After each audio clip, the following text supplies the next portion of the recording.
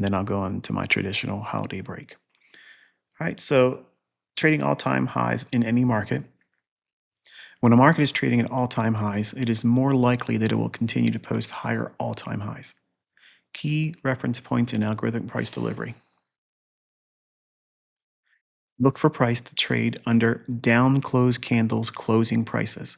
These are rejection blocks and they tend to promote new runs higher in price. If possible, look for all buy side imbalance, sell side inefficiency, fair value gaps to offer redelivery prior to new legs higher in price. Grade all premium candle wicks and anticipate the gradient levels to offer discount sensitivity in price. Look through up close candles and refer to the premium candle wicks. They need not be isolated, and I'll cover what that means in a few moments. Look for price to trade under up close candles closing prices. Near all-time highs, markets tend to overshoot previous close redelivery in the form of bear traps. Immediate rebalance is typically very strong and is likely to offer discount sensitivity. Avoid predicting the reversal high.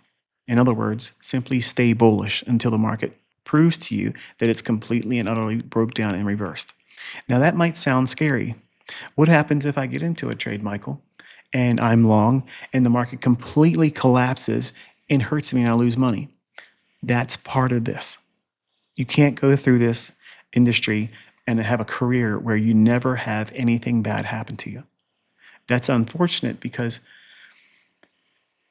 everyone comes into this industry like I did too, and we think that we're going to be the exception. We're not going to find that very painful outcome. And if you're going to be trading markets that are trading at all-time highs, you either let the market go without you and trade something else, or you submit to the idea that you want to keep taking buy signals and let money management and good trade management do its job. If you're not over leveraging, if you're not over, well, over trading, pushing the boundaries of what you're really capable of weathering as a trader in terms of a loss. As long as you're not doing that, it won't take you out of the game. If you're fearful that it's going to take you out of the game on any one particular trader or one market condition setup, then you're probably over leveraging and you're doing too much where the outcome of one single transaction will completely undermine you. And no trader should ever have their leverage or gearing on their trades that high. All right, so we're going to take a look at the chart here on the left-hand side, and this is a daily chart. So we're not going to look at anything below a daily chart. So everything here is germane to bias. It's germane to narrative, how that's going to blend together and incorporate the idea and the aspects of all-time highs.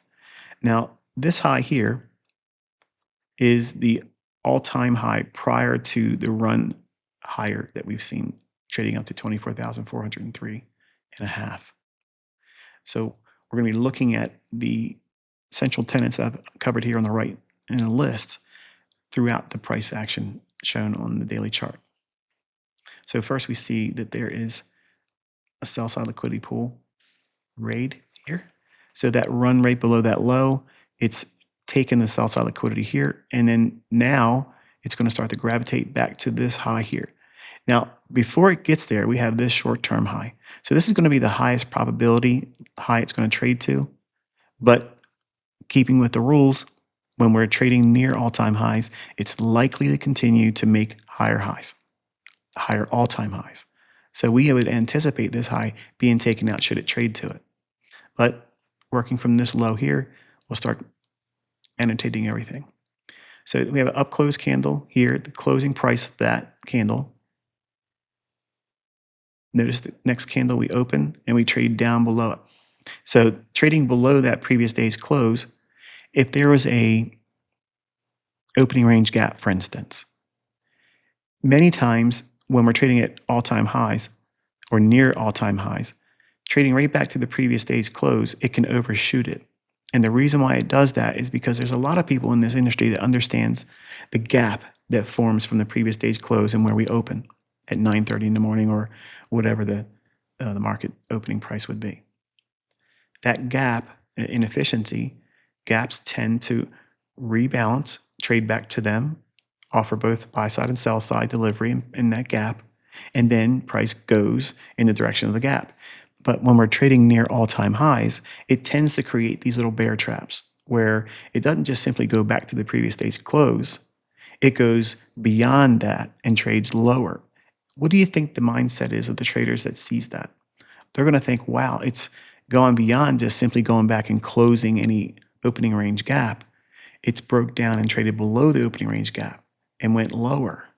So they're going to think what? The market's going to keep going lower. And they're going to think that the market is now topped. And that's what the market makers tend to do in this general market condition. These are just very generic principles that I live by as a trader. And if you incorporate them, you're not going to be completely exempt from having anything bad happen to you. It doesn't mean you're not going to have losing trades or do it wrong. It just means that at least you won't be guessing like everyone else does, because every other individual out there, they're all going to try to pick the top.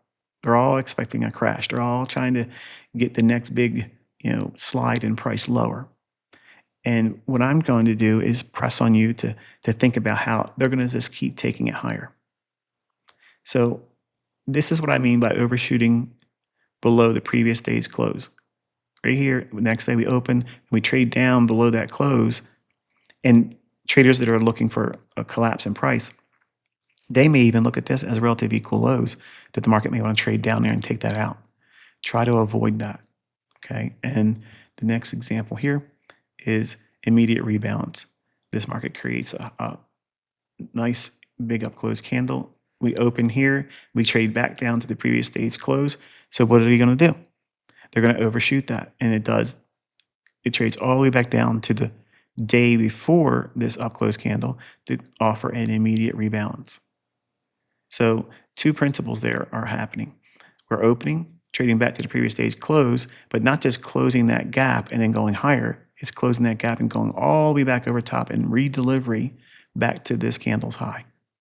That's immediate rebalance. When that happens, generally you're going to see a very, very strong reaction. There's going to be a lot of discount sensitivity, meaning that the market's going to treat that as a very strong discount PD array, and the market's going to immediately launch higher from there. And you can see that actually happens here. And then the next day, we open below the previous day's close, which is another tenet where we open, we trade down below the previous day's close. That's a rejection block. That closing price here on a down close candle, and it's going to be rejected, as you can see here. Comes right back up, but notice it doesn't take out that candle's high. The next day we open, we got a small little gap there. So what's going to happen? It's going to probe. Okay, it's going to go below. Just closing that gap is what everybody's expecting, but it's going to go below that previous day's close and entice traders to do what? Be short. So we had that rejection block discount sensitivity on this candle. And now we have this premium candle wick. And we're grading that. So we have the lower quadrant, consequent encroachment, upper quadrant, and we don't need the high and the low annotated. We're going to look at the chart to see what that is. But notice the sensitivity here at the 75 quadrant. We open, breach the previous day's close. So everyone that wants to see just simply the gap closure and then continue higher, they're getting toasted here. Trades down to that lower quadrant, overshoots it a little bit, and then sends it higher, taking out the previous 2 days high.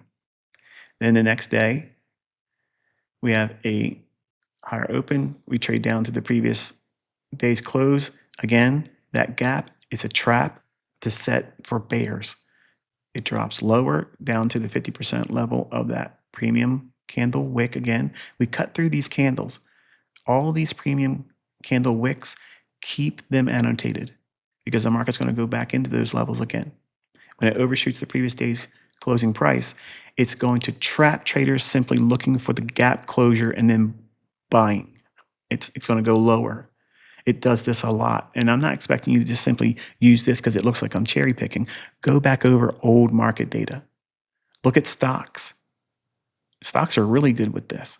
So if you're a trader that wants to trade, you know, MISE stocks or NASDAQ stocks, uh, this is a principle that repeats a lot with them as well. The gaps tend to be a little bit larger there too, so it gives you a lot of volatility if you're trying to day trade those um, assets. I don't like the day trade stocks, but I just toss it out there for no extra charge. But we see the premium candle wick gradient discount sensitivity here. On this candle, we open, we have a volume imbalance. We trade down to this premium candle wick, and its halfway pointer is the consequent encroachment. And notice how it trades right down to that. So not only do we open here, we go back to the previous day's closing price. Most traders that are watching this on a day trading basis, they're going to see that and think, okay, well, it's gap closure. Now it's going to rally because it's bullish. And the market just goes even lower, but goes right back to where I teach you to watch these premium candle wicks. The consequent encroachment hits it there beautifully and then trades higher. And the next day we open, come back to the previous day's close, overshoot it again to the downside, suckering in people thinking it's created a top. It has to have created a top, and they get short, and then the market runs right over top of them again, reaching the all-time high, as we indicated a little bit ago. So I want you to think about how using these principles, these very generic ideas that it's not complicated, they keep repeating, and it keeps you on your toes about anticipating some measure of manipulation. So this is what generally the retail traders get caught up in because they're chasing price, anticipating, hoping, and praying basically that the market's going to break down and collapse. But all the market does is go back to these previous PD arrays algorithmically and then delivers and spools higher. And it's very frustrating if you don't know these things. Maybe you've been hurt. Maybe you've been trying to capture the high in this market or another market. And you can go back and look at your trades and you can pretty much see that what you failed on is what I'm showing how you can avoid doing that in the future. And I'm not saying you're not going to take losing trades. I'm saying that at least you're going to know now how the market's algorithm reprices back into these very specific PD arrays when they're trading at all-time highs or near all-time highs. Until the market completely collapses and shows you it's reversed, don't look for shorts. It's better for you to anticipate it like this because you'll get the lion's portion of the move. You'll be on side. You'll be within the narrative. You'll be with the bias correctly. Higher time frame order flows in your favor, and you'll be able to weather the daily range ebb and flow up and down and get the lion's portion of the move.